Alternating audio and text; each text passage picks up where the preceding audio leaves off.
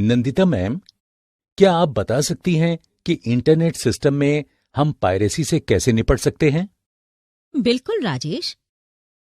अगर हम चाहते हैं कि कोई घुसपैठिया हमारे निजी कंप्यूटर का डेटा चोरी ना करने पाए, तो सबसे पहले हमें ये देखना होगा कि कोई वहां तक पहुंच ना पाए। और हम ये कैसे कर सकते हैं मैम? ऐसा करने के लिए ये जानना जरूरी है कि इंटरनेट एक्सप्लोरर के लिए किस तरह के खतरे हैं। कौन कौन से खतरे हैं मैम? ठीक है, मैं तुम्हें ऐसे कई खतरों के बारे में बताती हूँ जो हमारे व्यक्तिगत सिस्टम को नुकसान पहुंचा सकते हैं। इसको शुरू से समझने के लिए पहले साइबर हमलों के बारे में जानते हैं। साइबर हमलावर नेटवर्क की कमजोरियों का फायदा उठाने के लिए लगातार कोशिश करते रहते हैं। नेटवर्क पर हमला करने के लिए वो नए मैलिशियस प्रोग्राम्स बनाते हैं जो इंटरनेट सेवाओं में रुकावट डालने के लिए ही बनाए जाते हैं। इन हमलों का मकसद डेटा बर्बाद करना, चोरी करना, निष्क्रिय करना, छेड़छाड़ करना, बेनकाब करना, बिना अनुमति के प्रवेश करना या इसका इस्तेमाल करना है। इस तरह के हमले इंटरनेट के लिए खतरा हैं और इससे डेटा की गोपनीयता खत्म होने का डर लगा रहता है। थ्रेट का मतलब खतरे की आशंका या उसकी चपेट में आ जाना है और इसमें सिस्टम के नुकसान, क्षति या बर्बाद होने का जोखिम हमेशा बना रहता है। अगर हम वल्नरेबिलिटी की बात करें तो इसके जरिए किसी सुरक्षा प्रोग्राम की कमियों या खामियों की पहचान की जाती है। हमलावर इन खामियों का फायदा उठाकर सिस्टम में बिना अनुमति के ही प्रवेश करना चाहते हैं। इन साइबर हमलों में ज्यादातर का मकसद गोपनीयता, अखंडता या उपलब्धता को नुकसान पहुंचाना है, क्योंकि ये तीनों सुरक्षा के मुख्य स्तंभ हैं, जिन्हें हम CIA ट्राइड कहते हैं। इस वजह से हमारे लिए ये जानना बहुत जरूरी है कि हम साइबर सुरक्षा से जुड़े कुछ जरूरी नियमों के बारे में जानकारी रखें।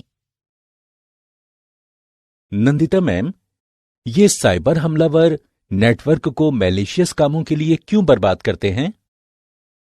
क्योंकि उन्हें लगता है ऐसा करके वो पैसा कमा सकते हैं। ओह, तो फिर हम इन खतरों से कैसे बच सकते हैं? ये जानने के लिए हमारा उन तरीकों के बारे में जानना जरूरी है जिनके जरिए घुसपैठिए हमारे सिस्टम में घुस जाते हैं। मैं तुम्हें कुछ तरीकों के बारे में बताती हूँ जिनसे तुम बच के रहना। सबसे पहले तुम्हें ईमेल के जरिए मिलने वाले खतरे के बारे में बताती हूँ। क्या ईमेल भेजने या प्राप्त करने से भी हमारा सिस्टम खराब हो सकता है मैम? हाँ राजेश, इसकी पूरी आशंका है। उनमें से कुछ ये रहे।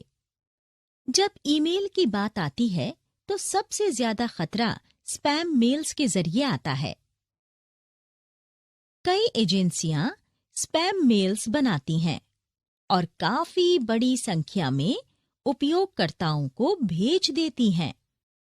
अगर हम भेजे गए और मिलने वाले ईमेल्स की गिनती करें तो ईमेल ट्रैफिक का 70% से ज्यादा ईमेल जंक या स्पैम में होता है और इन्हें सेंधमारी करने वाली एजेंसियां भेजती हैं।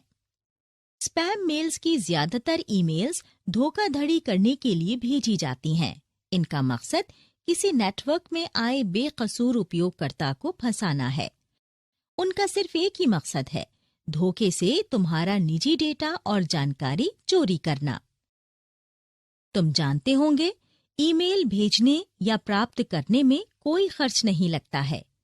इसी वजह से किसी की निजी जानकारी हासिल करने के लिए साइबर अपराधी इस माध्यम का खूब इस्तेमाल करते हैं। ईमेल्स में बहुत ज्यादा तकनीकी भी शामिल नहीं है और साइबर अपराधियों के लिए इसमें जोखिम भी कम है। इसीलिए साइबर अपराधी इसका फायदा उठा सकते हैं और लापरवाह उपयोगकर्ताओं को ईमेल्स भेजते रहते हैं। नेटवर्क और इसके उपयोगकर्ताओं से छेड़छाड़ के लिए धोखाधड़ी वाली एजेंसियां लुभाने वाले ईमेल्स बनाती हैं। ये ईमेल्स ऐसे लोगों को नकली मौके देती हैं जो इन एजेंसियों के बारे में शायद ही जानते हों। ये फर्जी ईमेल्स काफी बड़ी संख्या में उपयोगकर्ताओं तक पहुंचती हैं और इससे काफी फायदा होता है क्योंकि कई उपयोगकर्ता जिज्ञासा में इन ईमेल्स और इनके अटैचमेंट्स पर क्लिक कर देते हैं। इस तरह वे धोखाधड़ी के शिकार हो जाते हैं। आमतौर पर स्पैम मेल्स ऑनलाइन दोस्त बनाकर उनसे धोखाधड़ी करने के लिए बनाई जाती हैं। ये एक तैयार किए हुए असली वजह के लिए होती हैं, जैसे विदेश में रह रहे एक दोस्त को किराया देने या दूसरे बिल चुकाने के लिए पैसों की तुरंत जरूरत है। बेकसूर उपयोगकर्ता अक्सर इन ईमेल्स के झांसे में आ जाते हैं, बिना ये जाने कि ये एक धोखाधड़ी वाली एजेंसियों ने बनाया है। तो शुरुआती कामयाबी मिलने के बाद इस तरह की एजेंसियां और भी स्पैम मेल्स बनाकर बड़ी संख्या में उपयोगकर्ताओं को भेजने लगती हैं। वो ज्यादातर ऐसी ईमेल्स भेजती हैं जिनमें किसी के इलाज का बिल चुकाने या किसी अनजान लॉटरी ड्रॉ में बड़ी रकम जीतने या फिर किसी ईमेल सेवा प्रदाता ने अचानक से आपको बड़े विजेता के रूप में घोषित कर दिया है। इस तरह की बातें आपको ईमेल द्वारा कही जाती हैं। अच्छा, वो इतने फ्रॉड और खतरनाक हो सकते हैं? मुझे तो इस बारे में इतना पता ही नहीं था मैम। पर अब तो तुम्हें पता चल गया है ना राजेश। तो अनजान एजेंसियों का ईमेल खोलने से पहले सावधान रहना। आगे से मैं ये जरूर करूंगा मैम। तो क्या नेट इस्तेमाल करते समय अन्य दूसरे खतरे भी होते हैं मैम? हाँ राजेश, और भी हैं। मैं तुम्हें सोशल इंजीनियरिंग के बारे में बताती हूँ। सोशल इंजीनियरिंग ये क्या होता है मैम? सोशल इंजीनियरिंग हमें कई संगठनों या समाज से जोड़ती है, पर उनमें से कुछ हमें एक बनावटी संकल्पना या प्रोग्राम के जरिए धोखा देने की कोशिश करेंगे। ये जरूरत के वक्त हमारी मदद करने की बात करते हैं। पर वो इंटरनेट पर ऐसा कैसे कर लेते हैं मैम? इसके कई तरीके हैं राजेश। मैं तुम्हें एक उदाहरण के जरिए समझाती हूँ।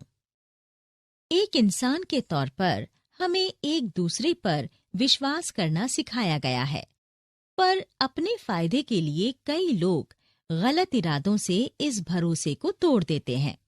इसी तरह इंटरनेट पर ऐसे उपयोगकर्ता भी हैं जो दूसरों को धोखा देने या उनकी जानकारी चोरी करने के लिए उस नेटवर्क का गलत इस्तेमाल करते हैं। इससे उन्हें काफी फायदा मिलता है। इसे ही सोशल इंजीनियरिंग कहते हैं। ये घुसपैठिए नेटवर्क से फायदा उठाने के लिए ऐसे प्रोग्राम्स बनाते हैं जो बेकसूर उपयोगकर्ता की पहचान कर निजी जानकारी उनके साथ साझा करने के लिए फंसा सके। एक बार उन्हें जानकारी मिल गई, फिर वो इसके जरिए उस इंसान से हेराफेरी करते हैं। उदाहरण के तौर पर किसी को एक फर्जी संगठन से शानदार नौकरी के लिए एक ईमेल आया।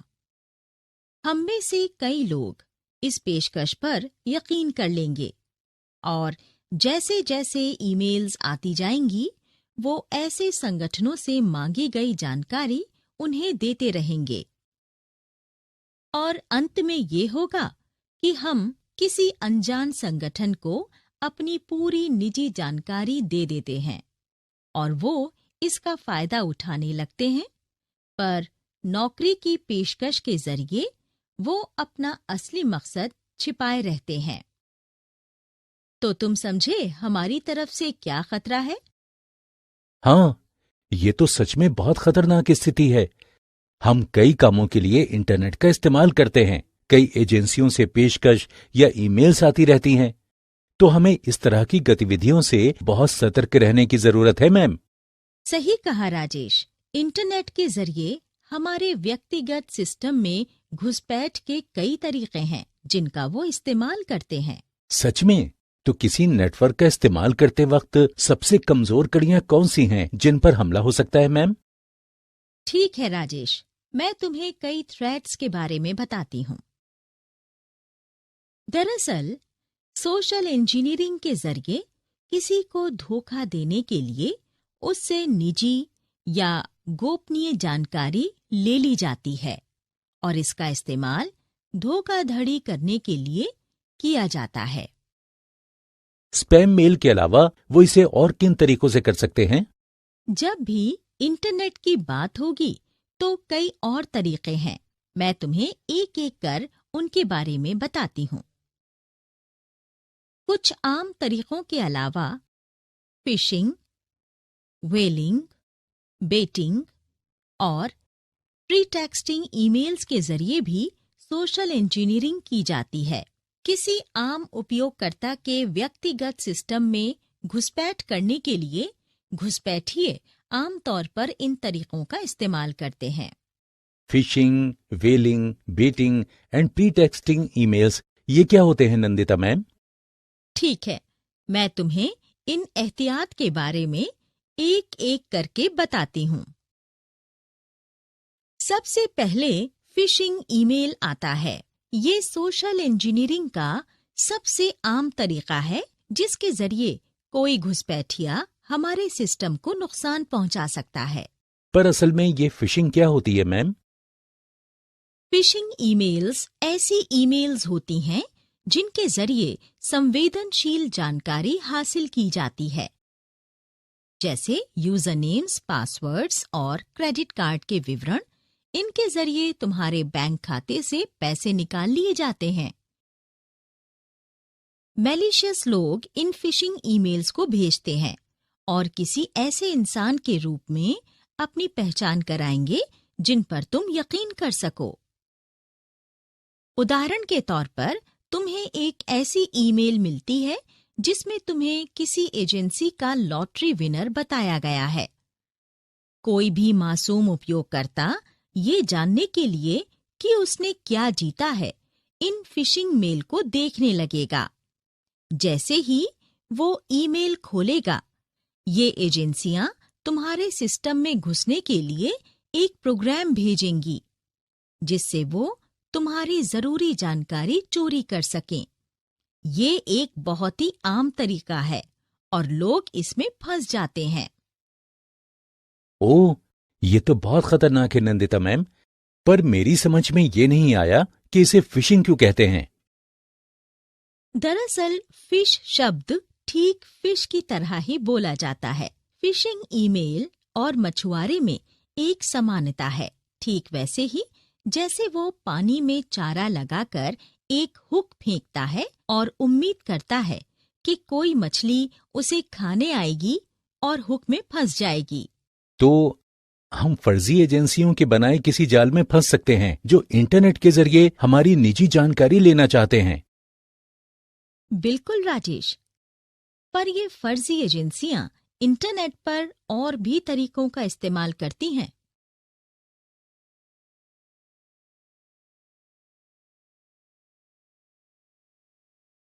चलो स्पेयर फिशिंग से शुरू करते हैं।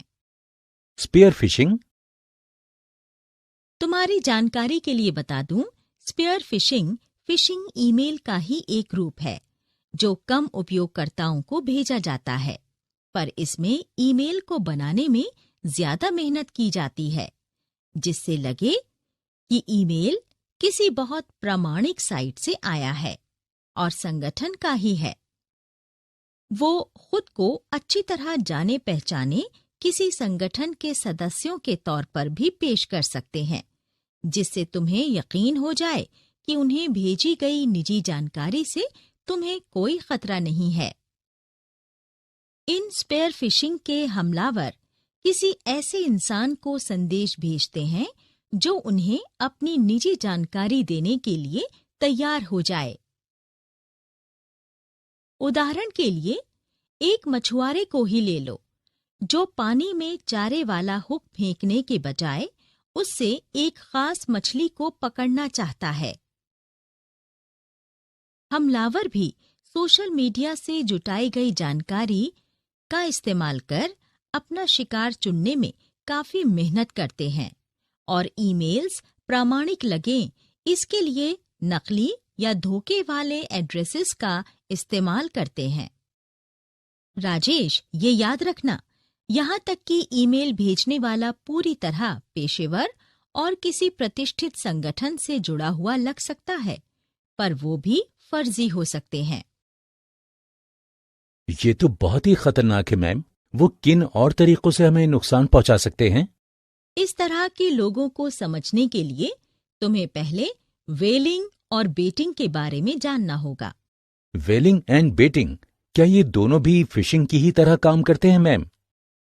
बिल्कुल राजेश, मैं तुम्हें वेलिंग और बेटिंग के बारे में और जानकारी देती हूँ। बेशक दुनिया भर में कई संगठनों के ईमेल सेवा प्रदाता का इस्तेमाल किया जाता है, पर कई लोगों को विश्वसनीय साइट से भी फर्जी ईमेल्स आती हैं, जिसके जरिए उनके व्यक्तिगत सिस्टम पर वायरस हमला किया जाता है या उनके कीमती डेटा की चोरी की जाती है। इसलिए साइबर स्पेस में वेलिंग और बेटिंग के बारे में जानना जरूरी है। अब बात करते हैं वेलिंग और बेटिंग की। ये क्या होते हैं मैम? अगर वेलिंग की बात करें तो ये उन फिशिंग ईमेल्स पर लागू होता है जो किसी संगठन के वरिष्ठ अधिकारी को भेजी जाती हैं, जिनके मातहत कई लोग काम करते हैं। इस तरह से एक घुसपैठिया किसी संगठन की जरूरी जानकारी हासिल कर लेता है और समझ जाता है कि अपने फायदे के लिए संगठन से कैसे छेड़छाड़ की जा सकती है। इसके बाद बेटिंग है। बेटिंग एक दूसरा तरीका है जिसके जरिए हमलावर किसी इंसान या संगठन को फंसाने के लिए वस्तु या सामान देने का वादा करता है। वो उपयोगकर्ता को मुफ्त में संगीत या फिल्म डाउनलोड करने का प्रस्ताव दे सकता है, पर इससे पहले आपको कुछ साइट पर अपना लॉगिन विवरण देने के लिए कहेगा। इन विवरणों के जरिए बाद में धोखाधड़ी की जाती है। कुछ ऐसे मामले मिले हैं जहां इस तरह के लोग अक्सर आने जाने वाले रास्तों पर पेन ड्राइव फेंक देते हैं। कुछ मासूम लोग इन्हें उठा लेते हैं और इनमें संग्रहीत एप्लीकेशन को अपने सिस्टम में चलाना चाहते हैं। पर अक्सर इस तरह के उपकरणों में मैलिशियस सॉफ्टवेयर रहते हैं, जिनका मकसद व्यक्तिगत सिस्टम में घुसकर डेटा चोरी करना होता है। हमने कई बार देखा है कि किसी पेट्रोल पंप या दूसरे सामाजिक केंद्रों पर पेन ड्राइव मुफ्त में बांटी जाती हैं, जिनमें बांटने वाली कंपनी के विज्ञापन भरे होते हैं। अगर तुम ऐसी कोई पेन ड्राइव इस्तेमाल करते हो तो इसकी जांच जरूर कर लो कि अंदर संग्रहीत प्रोग्राम्स खतरनाक न हो। इनका मकसद नेट पर किसी के निजी डेटा में सेंध लगाना है। ज्यादातर मामलों में इनमें मैलिशियस चीजें होती हैं जो हमारे कंप्यूटर को खराब कर देती हैं।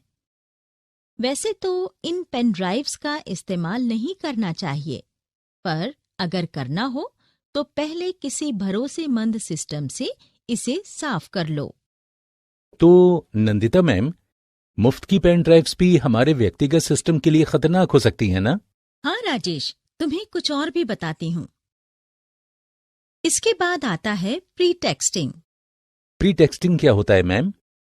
अगर हम प्री टेक्सटिंग टर्म की बात करें तो ये संचालन का एक तरीका है जिसका इस्तेमाल कई लोग सोशल इंजीनियरिंग में इस तरह करते हैं, जिसके जरिए अपने मकसद को कारगर तरीके से रखकर इंटरनेट के बेकसूर उपयोगकर्ताओं का यकीन हासिल कर सकें।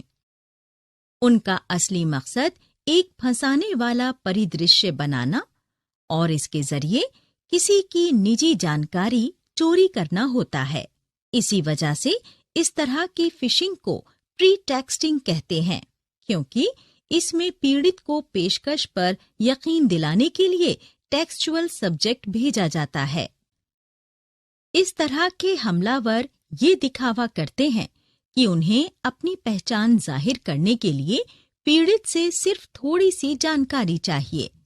जैसे ज्यादातर साइबर अपराधी पहले खुद को एक पेशेवर बताते हैं जो कुछ खास सॉफ्टवेयर में विशेषज्ञ हैं, पर इस पर यकीन नहीं कर लेना चाहिए। उनमें से कई फर्जी होते हैं जो सिर्फ तुम्हारी निजी जानकारी में घुसपैठ करना चाहते हैं। ये लोग समाचारों में आने वाले उन मामलों की तरह काम करते हैं जहां कुछ एजेंसियां मासूम लड़कियों को मॉडलिंग करने के लिए बुलाती हैं और फिर उनकी तस्वीरों को गलत कामों में इस्तेमाल करती हैं। इसके लिए पहले वो लड़की के बारे में फर्जी कहानियां बनाते हैं और फिर उसे बाजार में बेच देते हैं। इससे उन बेकसूर लड़कियों की बहुत बदनामी होती है जो मॉडलिंग करने के लिए सपने देखती हैं, पर बदले में उन्हें कुछ और ही मिलता है। अच्छा, साइबर स्पेस में तो बहुत अपराध होता है। क्या कुछ और भी है नंदिता मैम? हाँ राजेश, क्या तुम ईमेल स्पूफिंग के बारे में जानते हो? ये क्या होता है मैम?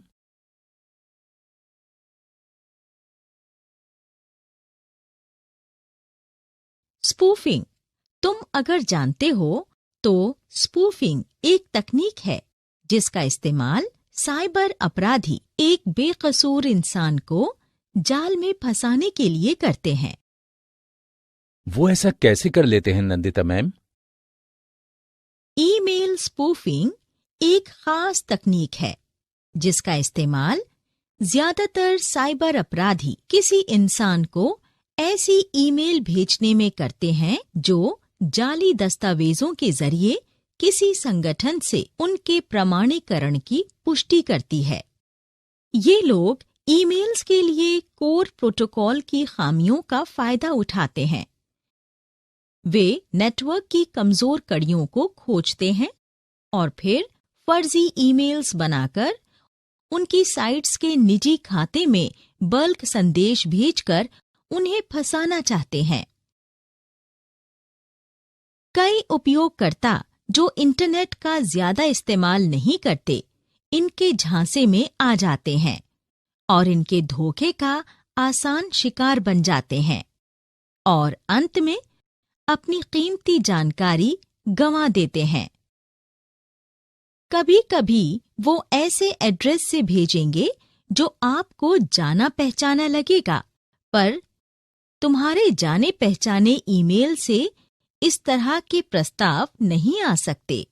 तो जब भी तुम्हें इस तरह के स्पूफ ईमेल्स मिलें, सतर्क रहना। ये तो बहुत ही बुरा है नंदिता मैम कि कुछ लोग बेकसूर लोगों की निजी जानकारी में सेंध लगाने के लिए इतना सारा जोखिम उठा सकते हैं मैम। ये तो इनके खेल का एक नमूना है राजेश। और भी चीजें हैं। मैलिशियस कोड्स और मॉलवेयर थ्रेड्स के बारे में जानते हो?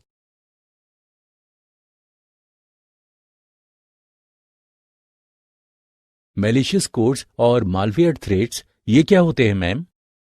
इन खतरों के बारे में जानने के बाद अपनी निजी जानकारी को बचाने के लिए तुम्हें इन खतरों के बारे में जानना होगा। इसके लिए तुम्हें मैलिशियस कोड्स और मालवेयर थ्रेड्स के बारे में जानना होगा जो तुम्हारे व्यक्तिगत सिस्टम को तबाह करने की कोशिश कर सकता है। इसके लिए तुम्हें मैलिशियस कोड्स और मालवेयर थ्रेड्स के बारे में जानना होगा जो तुम्हारे व्यक्तिगत सिस्टम को तबाह करने की कोशिश कर सकता है।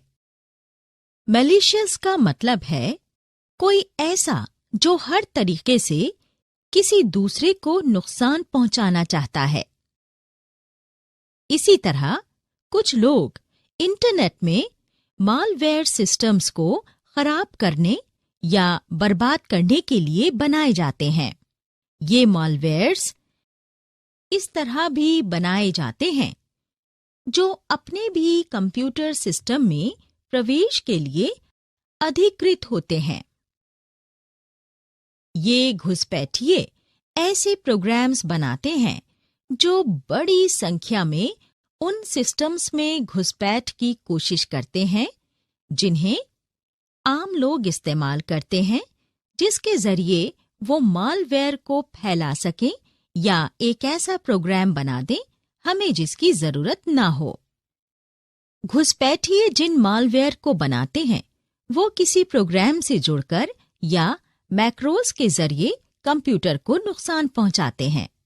इस तरह के मालवेयर बड़ी आसानी से किसी भी संचालन प्रणाली या जिसे ओएस भी कहा जाता है उसमें इंस्टॉल हो जाते हैं। कोई घुसपैठिया नेटवर्क में मौजूद किसी उपकरण या ब्राउज़र और एक सॉफ्टवेयर के जरिए ये पता लगाता है कि तुम कौन सी साइट्स का अक्सर इस्तेमाल करते हो और तुम्हारे सिस्टम में वो घुसपैठ कर सकता है।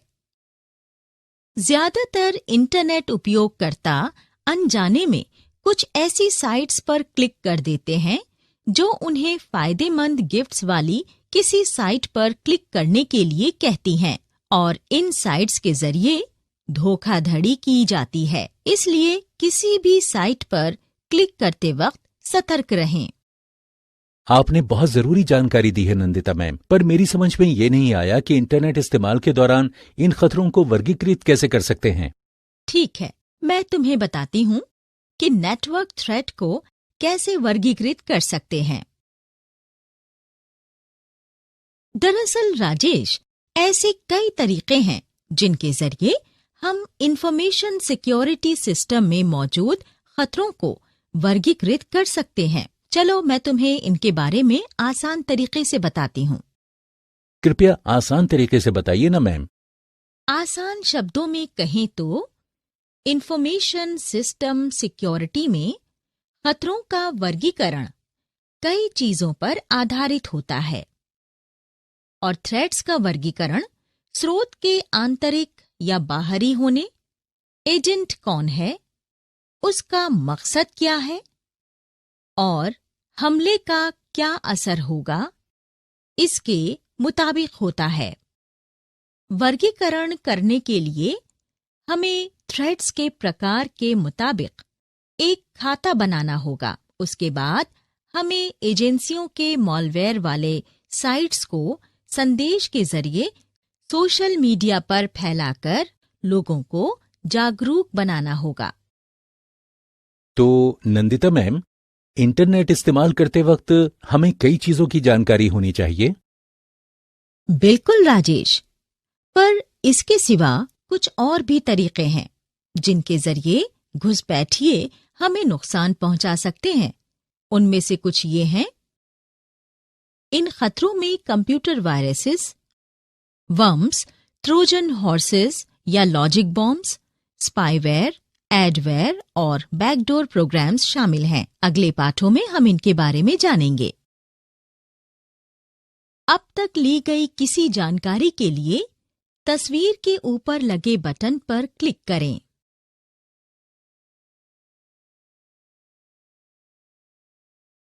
साइबर हमलावर बिना थके लगातार नेटवर्क की कमजोरियों का फायदा उठाने में लगे रहते हैं। नेटवर्क पर हमले के लिए वो नए मैलिशियस प्रोग्राम्स बनाते हैं जो इंटरनेट पर हो रहे काम में रुकावट डालने के मकसद से ही बनाए जाते हैं।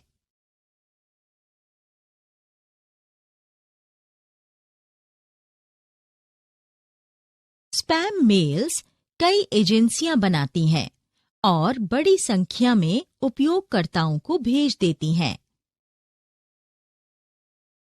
स्पैम मेल्स की ज्यादातर ईमेल्स धोखाधड़ी करने के लिए भेजी जाती हैं। इनका मकसद किसी नेटवर्क में आए कम जानकार उपयोगकर्ता को फंसाना होता है। उनका सिर्फ एक मकसद है, धोखे से तुम्हारे निजी डेटा और जानकारी की चोरी करना। इंटरनेट पर ऐसे उपयोगकर्ता भी हैं जो दूसरे लोगों को धोखा देने या उनकी जानकारी चोरी करने के लिए उस नेटवर्क का गलत इस्तेमाल करते हैं। इससे उन्हें काफी फायदा मिलता है। इसे ही सोशल इंजीनियरिंग कहते हैं। ये घुसपैठिए नेटवर्क से फायदा उठाने के लिए ऐसे प्रोग्राम्स बनाते हैं जो बेकसूर उपयोगकर्ता की पहचान कर निजी जानकारी उनके साथ बांटने के लिए फंसा सके। एक बार उन्हें जानकारी मिल गई, फिर वो इसके जरिए उस इंसान से हेराफेरी करते हैं। फिशिंग ईमेल ऐसी ईमेल्स होती हैं जिनके जरिए संवेदनशील जानकारी हासिल की जाती है, जैसे यूजर नेम्स, पासवर्ड्स और क्रेडिट कार्ड का विवरण। इनके जरिए तुम्हारे बैंक खाते से पैसे निकाल लिए जाते हैं।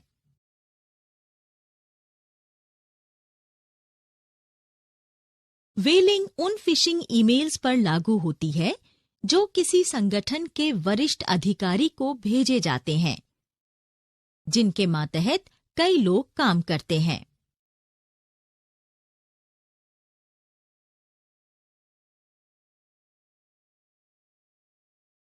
स्पेयर फिशिंग फिशिंग ईमेल का ही एक रूप है जो कम उपयोगकर्ताओं को भेजा जाता है, पर इसमें ईमेल को बनाने में ज्यादा मेहनत की जाती है, जिससे लगे कि ईमेल किसी बहुत प्रामाणिक साइट से आया है और संगठन का ही है। वो खुद को किसी अच्छी पहचान वाले संगठन के सदस्यों के रूप में भी पेश कर सकते हैं, ताकि आपको ये लगे कि आप उस पर यकीन कर सकते हैं और आपके द्वारा भेजी गई निजी जानकारी से आपको कोई खतरा नहीं है।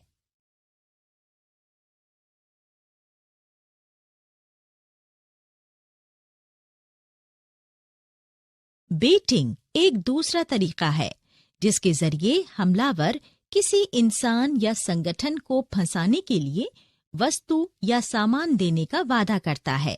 वो उपयोगकर्ताओं को मुफ्त संगीत या फिल्म डाउनलोड करने का प्रस्ताव दे सकते हैं, पर इससे पहले आपको कुछ साइट पर अपना लॉगिन विवरण देने के लिए कहेंगे। इन डिटेल्स के जरिए बाद में धोखाधड़ी की जाती है।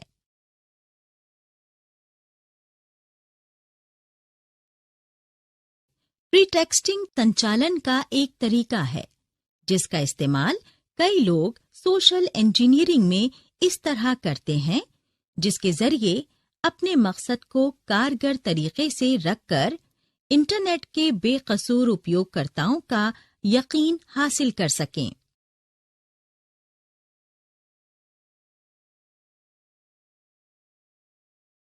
ईमेल स्पूफिंग एक खास तकनीक है जिसका इस्तेमाल ज्यादातर साइबर अपराधी किसी इंसान को ऐसी ईमेल भेजने में करते हैं जो जाली दस्तावेजों के माध्यम से किसी संगठन से उनके प्रामाणिकता की पुष्टि करती है।